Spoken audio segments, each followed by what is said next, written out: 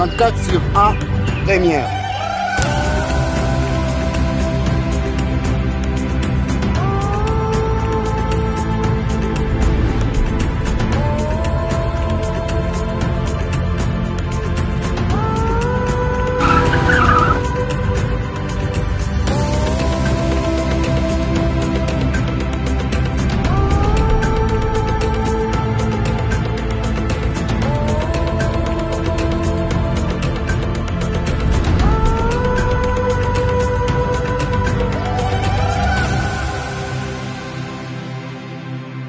Tous à la semaine du cinéma.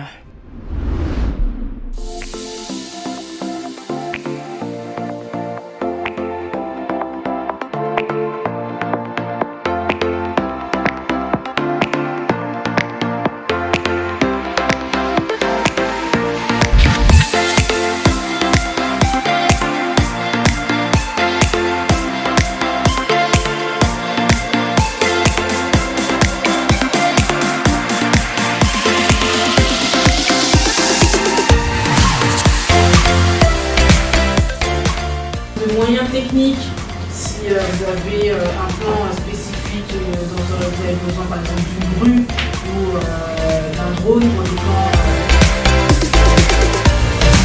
Vous allez voir après les différents prestataires, que ce soit la location des studios, la location de l'auditorium, la location de salle de montage ou la location de matériel pour leur demander des devis. Là oui, cette année, le festival La Semaine du Cinéma m'a invité pour mener des masterclass en production et je leur remercie infiniment pour cet honneur. Le rôle, j'ai accepté en tout cas de faire cette intervention que je fais habituellement. J'interviens habituellement sur le métier de producteur car on a souvent cette image du producteur qui est juste une banque, celui qui met l'argent. On met très peu en valeur les producteurs et aussi les scénaristes. Sur un film, on parle souvent du réalisateur, des acteurs, mais très peu du producteur. Or, sans production, on n'a pas de film. On a des films qu'on peut autoproduire, ça se fait, mais maintenant, à l'heure actuelle, si on veut traiter avec des productions qui sont de renommée, si on veut pouvoir bénéficier de certains budgets et de financement auprès des institutions, on doit se professionnaliser et utiliser les outils nécessaires aux producteurs pour faire un film. Un producteur, c'est celui qui est garant d'un film, du début jusqu'à la fin, c'est celui qui prend les risques. Il intervient depuis le choix du scénario, tout en passant par le développement, par la préparation, par le tournage, par la post-production jusqu'au produit fini et de le livrer. Soit on l'envoie en festival ou dans les salles, ou soit on l'apporte au distributeur qui s'occupe du reste, tout ce qui est marketing et communication autour du film et tout ce qui est diffusion dans les salles, dans les festivals ou sur les chaînes télé. Donc mon rôle aujourd'hui, c'est de pouvoir partager mon savoir-faire et mes compétences en tant que productrice aux étudiants de Niamey. Alors, on est joignable déjà sur notre site internet du FEMI que vous pouvez trouver. Vous pouvez nous envoyer des mails pour rester en contact. Vous pouvez aussi donc, du coup, postuler en envoyant vos films. Comme j'ai dit, l'appel à films a lieu en juillet. Et il y a un comité de sélection qui va sélectionner les films. Nous organisons aussi des ateliers, comme cette année on a ouvert un premier atelier à l'écriture, le Scénario Lab en partenariat avec la Maison des Scénaristes, où on a invité les auteurs à envoyer leurs projets sous forme de synopsis. Ils sont sélectionnés et bénéficient après d'une rencontre avec un script doctor qui se fait en ligne ou sur place si ça nous permet.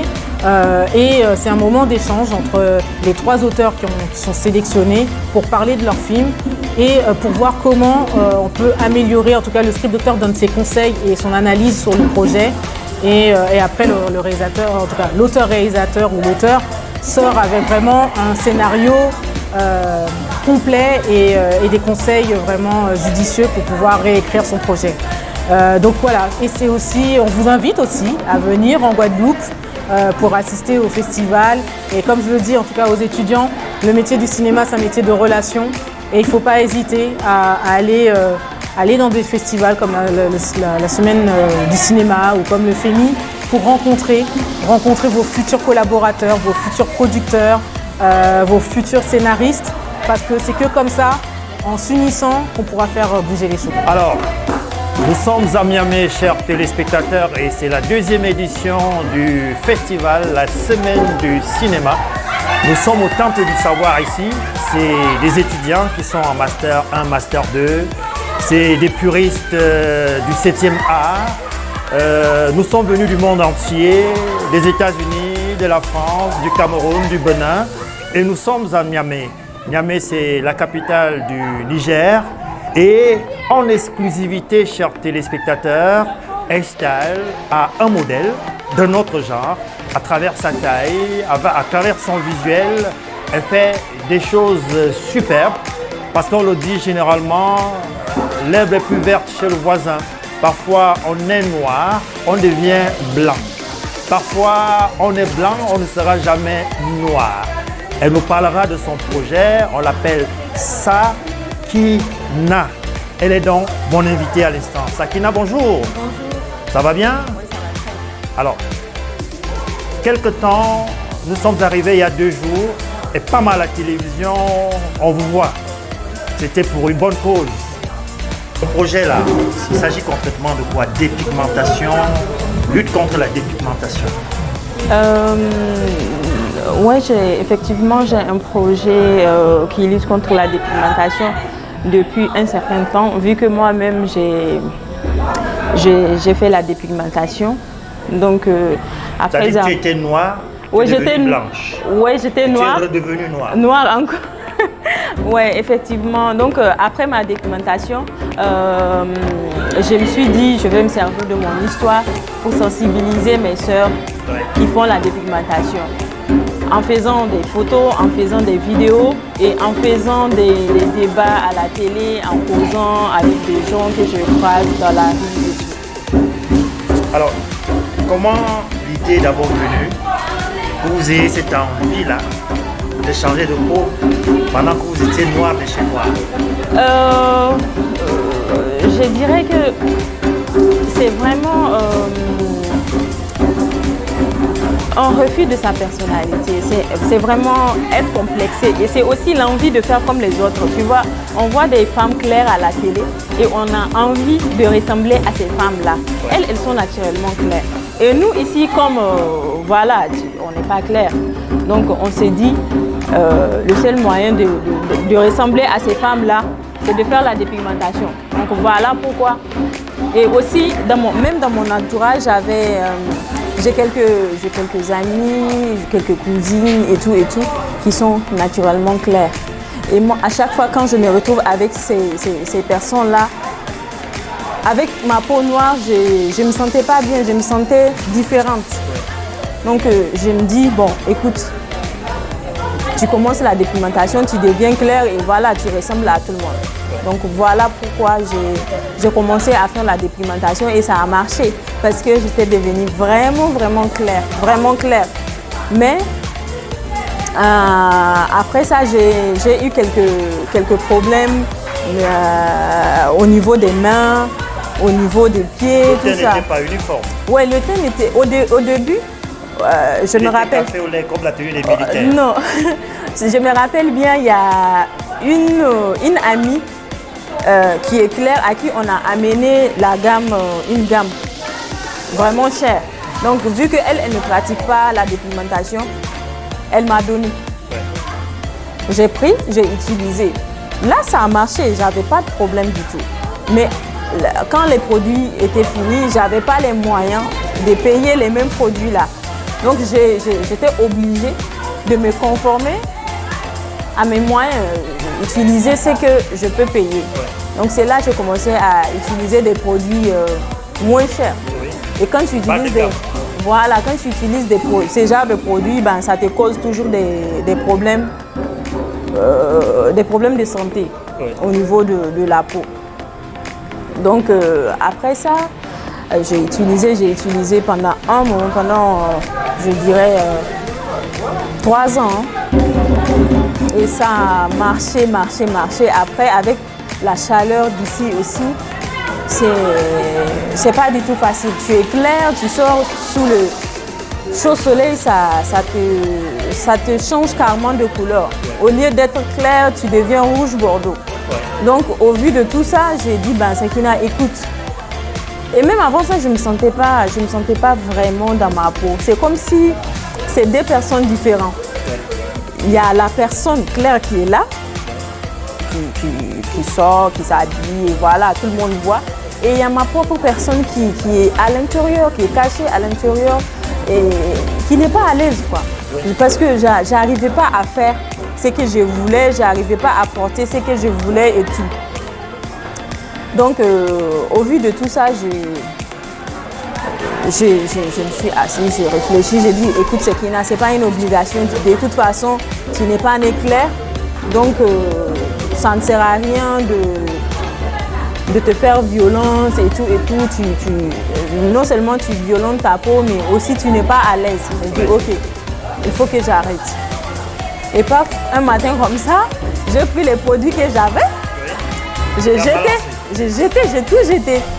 Sans arrière-pensée. Et je suis partie au marché, j'ai payé le beurre de karité, huile de coco. Automatiquement, je remplaçais ça avec. J'ai commencé à utiliser petit à petit. Et j'ai pu récupérer mon teint naturel. Mais quand je suis redevenue noire, là aussi, c'est les critiques. Parce que ici à Niamey, par exemple, quand une personne est grosse, elle devient mince, les gens parlent trop. Les gens disent, peut-être elle a fait des trucs, elle est enceinte et tout. Enceinte, c'est un péché, quoi, ici. Ben oui, une femme n'a pas le droit de tomber enceinte sans être mariée, c'est pas possible. Ouais. Donc après, quand je suis redevenue noire, les gens ont commencé à critiquer, à dire que ça marche pas pour moi. Ouais. Parce qu'avant, quand j'étais claire, ça marchait. Et là, voilà, j'ai des problèmes, ça marche plus pour moi. J'arrivais plus à avoir les moyens pour payer mes produits. Voilà pourquoi je suis redevenue noire. J'ai dit, ok, il n'y a pas de souci, j'accepte. Hein. De toute façon, quand j'avais commencé la dépigmentation, je n'avais pas demandé l'avis de quelqu'un avant de le faire. Donc là aussi, c'est mon corps. Je n'ai pas besoin de demander l'avis de quelqu'un pour le faire. Et petit à petit, bon, les gens ont commencé à accepter. Les gens ont commencé à accepter jusqu'à apprécier. Et récemment, la vidéo que j'ai eu à faire qui a fait vraiment, qui a connu le succès, qui a fait à peu près 2 millions de vues. 2 millions de vues? Oui. Ça fait que beaucoup de personnes, beaucoup de femmes, beaucoup d'hommes, même les hommes, hein, beaucoup de personnes m'encouragent, m'apprécient pour ma peau. Et là, actuellement, j'en suis tellement fière parce que partout où je rentre, quand je rentre dans un public, mais je rentre à la tête haute. Je suis vraiment là, je suis en harmonie. Voilà, chers téléspectateurs, on va dire, elle est née noire, noire de chez noire. Elle a été influencée par son entourage, elle est devenue blanche. Et là, c'était vraiment blanche parce qu'elle avait les moyens, mais les moyens sont partis. Ouais. Elle a dit, pourquoi me mettre la pression? Elle est redevenue noire. Et aujourd'hui, nous sommes au festival La Semaine du Cinéma. Oui. La deuxième édition, nous sommes à Niamey. Vous êtes en formation? Oui, je suis en formation en production. Oui. Avant la formation en production, vous êtes étudiante? Oui, je suis étudiante en art. Je suis dans le cinéma, dans le théâtre. Bon, je travaille aussi avec des artistes qui sont dans la musique et tout. Oui. Mais ma formation de base, c'est en administration et gestion des projets culturels. Oui. Ouais. Alors, quel est le regard que tu as du festival La Semaine du Cinéma? Je dirais que ce festival-là, on a beaucoup attendu. On l'a vraiment beaucoup attendu parce que ici au Niger, le domaine de l'art n'est pas encore développé. C'est pas encore développé. Et en tant qu'étudiante en art, je vois ce genre de festival, je me dis ouais, ça me donne de l'espoir. Ça me donne de l'espoir, je me dis ouais, ça commence à aller. dans 2 ans, dans 3 ans, beaucoup de choses vont changer. Et grâce à ces festivals-là, je pense aussi qu'il y a beaucoup de... Parce qu'ici, on a un problème de mentalité. On a un sérieux problème de mentalité. Je dirais que ce festival va permettre à beaucoup de personnes de s'approcher de l'art et de découvrir pas mal de choses. Déjà, au niveau capillaire, vous avez eu des problèmes noirs, blanches, vous êtes redevenu noir. Mais on va voir rapidement votre physique. Est-ce que vous n'avez pas de problème par rapport à votre look ici à Niamey? Oui, j'ai un problème avec mon style vestimentaire parce que ici, c'est la religion qui domine. Donc, quand une personne ne suit pas à la lettre ce que la religion dit, la personne là est automatiquement classée comme une étrangère. Donc là, on me voit comme une étrangère. Quand je ne parle pas la langue Zarma ou la langue Hausa, tu ne peux même pas penser que je suis nigérienne. Et ça, c'est un truc que j'ai dit non, c'est pas... Le style vestimentaire, c'est vraiment un choix. Ouais. C'est vraiment un choix. C'est pas... La religion ne te dicte pas. Fais ça, fais ça, fais ça. Habille-toi comme ça. Ouais. C'est vraiment un choix. Et moi, j'ai choisi un style qui me ressemble. Un style qui me convient. Mais malgré tout ça, la société a du mal à accepter. Mais je m'impose. Je m'impose. Alors, aujourd'hui, Estia à la télévision, avec l'apport du festival La Semaine du Cinéma, Oui. Nous sommes déjà dans ta communauté. Comment on rentre en contact pour pouvoir continuer le combat que vous menez?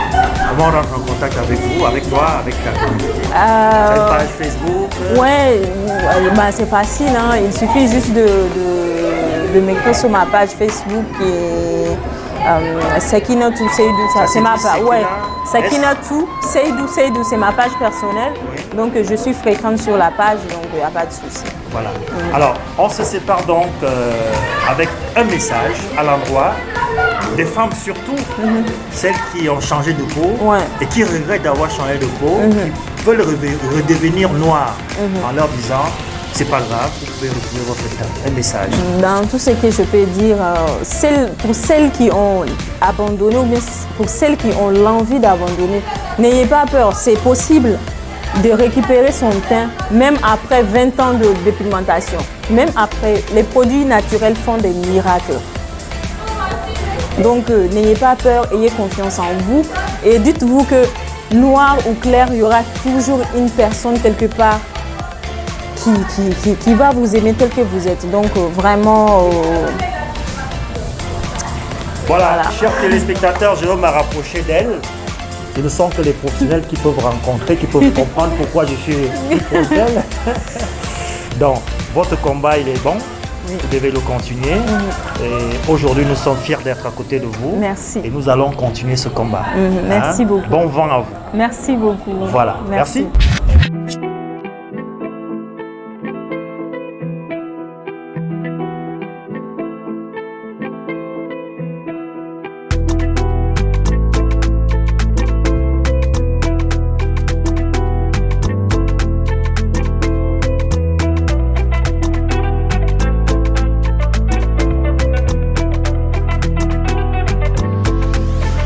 Bonsoir chers téléspectateurs, nous sommes rendus à la 2e édition du festival qui a un nom, La Semaine du Cinéma, et nous sommes à Niamey. Niamey, c'est la capitale du Niger. Il faut dire que c'est un projet, comme nous l'avions dit lors de la conférence de presse, qui a été monté par 2 Africains. Le premier, il est camerounais, M. Hervé Moukoko. Le second est togolais, M. Aziz. Il faut dire que c'est une équipe de professionnels, l'Afrique pour le monde pour l'Afrique, c'est le 7e art, c'est le cinéma. Alors aujourd'hui, c'est des invités de marque. Il faut dire qu'ils sont venus de partout, le Cameroun, le Gabon, Guadeloupe, les États-Unis. Surtout pareil, une grosse équipe de ce côté. Alors j'ai envie de vous dire que la chaîne télévision Style est des vôtres et les invités sont là. Au niveau du Niger, toutes les chaînes télévision et radio confondues, toute la presse est là. Donc bienvenue à bord de la 2e édition.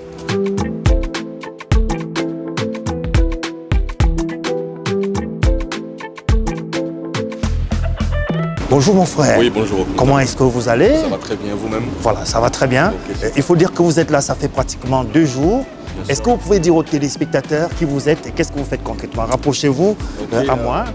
Oui. Moi, c'est Gabriel Agbahonou. Oui. Je suis réalisateur. Oui. Et je suis honoré parce que aujourd'hui, et ce soir précisément, mon film passe en avant-première. Oui. Oui, donc c'est avec grande joie que je peux partager ce moment avec voilà, tout le public présent. Alors c'est un peu l'école, hein, pour ceux qui nous regardent à la télé, Estal, avec toutes les chaînes partenaires de cette édition, deuxième en date. C'est quoi la grande première? C'est aussi l'école pour ceux qui nous regardent. C'est quoi la grande première? Écoute, l'avant-première, c'est l'étape où on présente, je veux dire premièrement, son film. Oui. Voilà.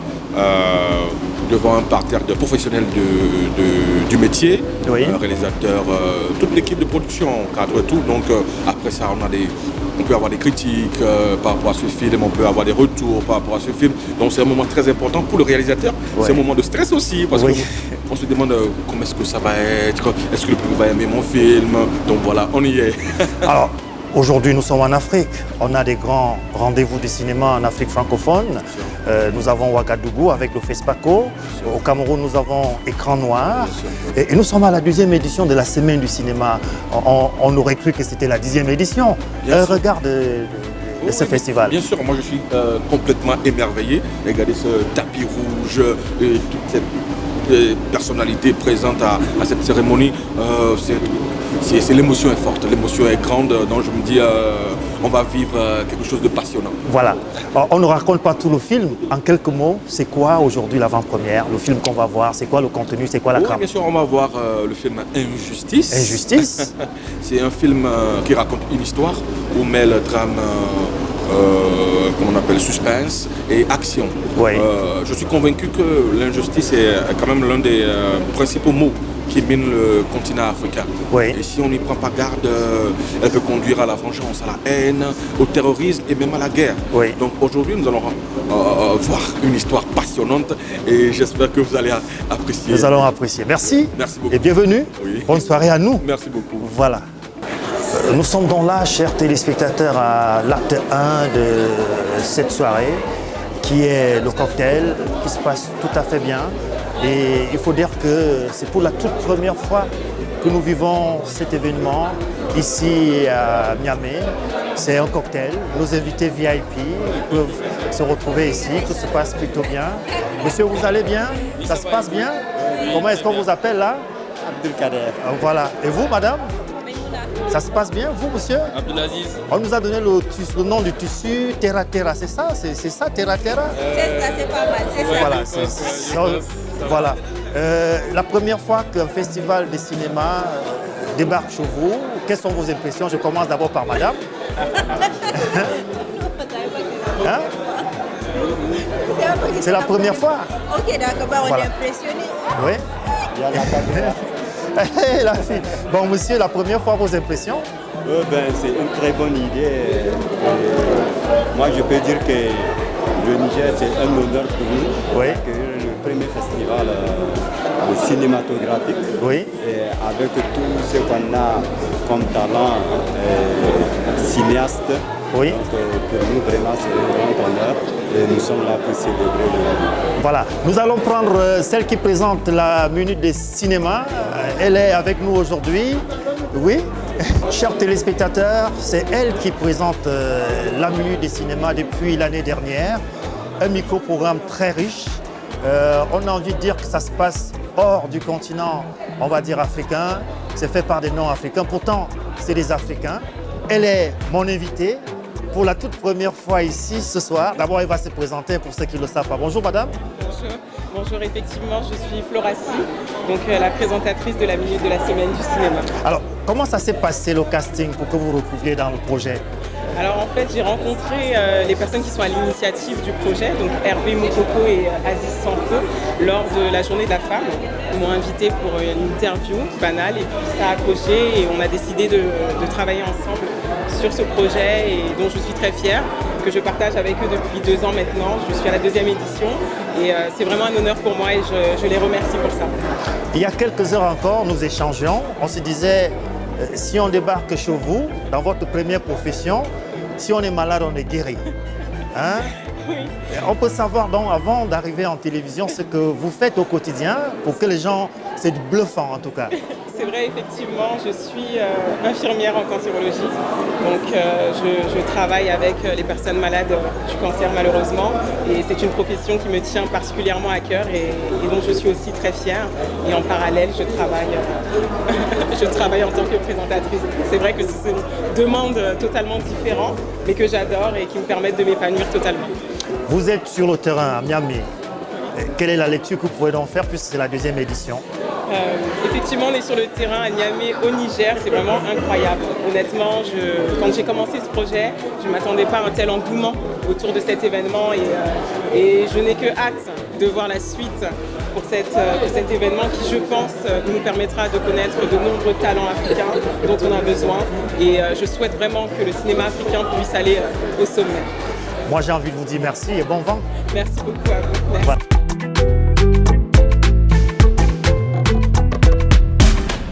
Distingués et honorables invités, chers festivaliers, chers cinéastes, chers cinéphiles, bienvenue à la 2e édition de la Semaine du cinéma.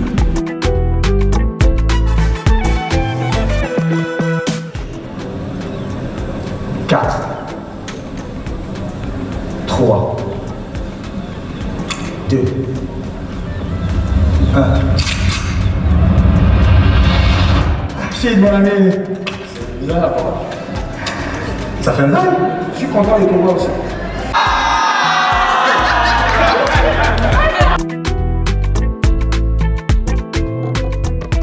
J'ai aimé, c'est un très bon film, beaucoup d'émotions et à la fin, mais j'ai aimé quand même. C'est un très bon film. Au revoir. En tout cas, c'est vraiment impeccable. Vraiment apprécié le film. Je devrais aller à la maison avant 23h. Je suis là jusqu'à minuit. C'est vraiment impressionnant. Et je m'appelle Mahmoud Bougaï Latif. Je suis passionné du cinéma en fait. Oui. Je voudrais être acteur un peu.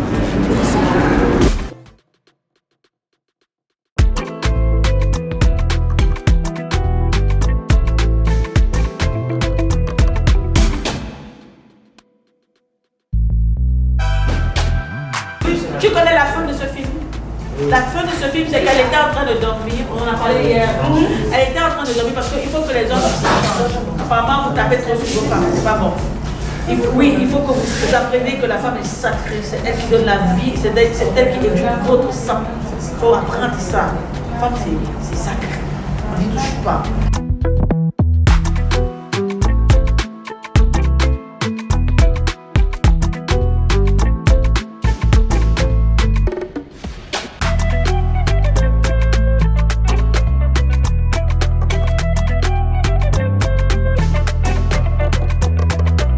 C'est Alice Abou Zeynab, étudiante en 2e année d'agronomie à l'Université islamique au Niger. Et ben, c'est un atelier qui nous forme en fait. Enfin, quand je dis nous, je veux vous dire que là, il y a plusieurs formations. Il y a des formations en actorat, il y a des formations en production, en écriture de scénario et en sound. Actorat, je pense que ça se voit. Parce que j'aime jouer. Depuis toute petite, c'est mon rêve, ça me fascine. Je me retrouve vraiment, je sens que je suis dans mon élément. Et ben j'invite mes amis, mes camarades, les jeunes en général ou les personnes âgées. Je vous invite vraiment à rejoindre massivement le monde du cinéma parce que le cinéma, ça nous concerne tous. Aujourd'hui, on peut passer des messages à travers le cinéma. Elle, par exemple, qui est engagée, elle dit tout ce qu'elle a à dire. Et ça passe devant la caméra et on l'entend partout dans le monde.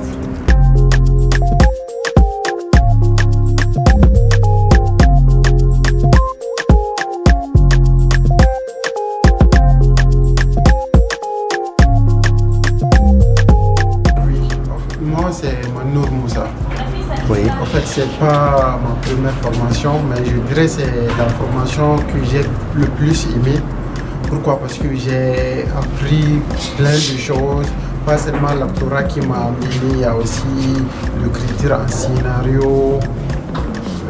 C'est aussi la première formation à laquelle j'ai vraiment tourné mon propre film. Pour moi, le cinéma, c'est le miroir dans lequel reflète tous nos faits dans la société. Donc le cinéma, c'est de dénoncer et apporter une solution. Oui, jusqu'à là, les gens n'ont pas conscience du rôle du cinéma dans le pays. C'est pourquoi il n'y en a vraiment pas. Peut-être par an, à peine on peut s'en sortir avec 1 ou 2 films. Donc ça n'arrange pas. Et le cinéma, c'est toute une industrie. Ça peut développer les pays. Il y a l'exemple chez nos voisins au Nigeria qui sont plus proches de nous. Donc je ferai appel, pas seulement au niveau de l'État, mais au niveau de toutes les personnes qui ont les moyens. Oui, parce que produire un film, c'est quelque chose que ça rapporte beaucoup, mais jusqu'à là, les gens n'ont pas conscience à ça. Donc nous, en tant qu'acteurs, ce qu'on peut faire pour le moment, c'est de nous former dans le domaine. Donc après, on attend les producteurs.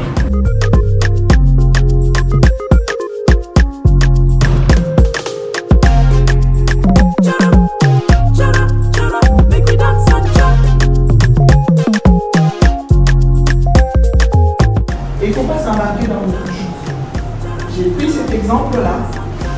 Certes, ce film, on aurait pu donner différents points de vue. Ça aurait pu être l'histoire d'un technicien qui a peut-être, là on lui donne aussi un autre objectif.